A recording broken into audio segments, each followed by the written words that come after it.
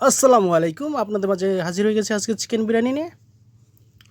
প্রথমে দিয়ে দেবো একটি ডেকের ভিতরে খানিকটা তেল, তারপরে দিয়ে দেবো তেজপাতা, তারপরে দিয়ে দেবো কয়েকটি লবঙ্গ, তারপরে কিছুক্ষণ নেড়ে নেব যেন গ্রান ছুটে, তারপরে দিয়ে দেবো পেঁয়াজ, ভালো করে ভেজে নেব।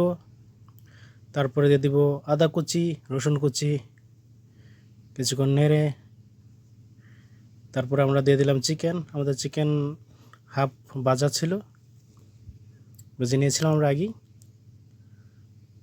তারপরে দিয়ে দিলাম দারচিনির গুঁড়ো, এলাচির গুঁড়ো, তারপরে একসাথে মিশিয়ে নেব ভালো করে। তারপরে দিয়ে দিলাম কয়েকটি মরিচ,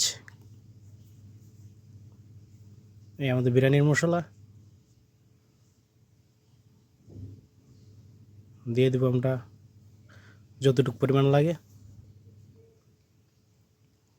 তারপরে ভালো করে মিক্স করে নেব আমরা যেন মশলা একদম সুন্দরভাবে মিলে যায়।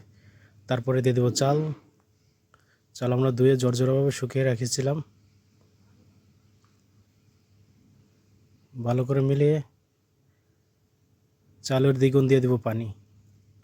চালের বেশি পানি দেওয়া যাবে না, তাহলে ঝরঝরা হবে না, পরিমাণ ঠিক রাখতে হবে।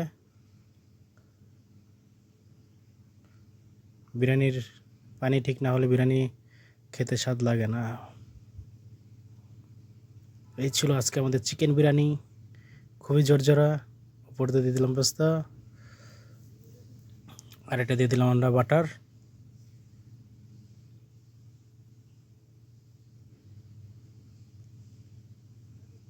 এই ছিল আমাদের চিকেন বিরিয়ানি আজকে।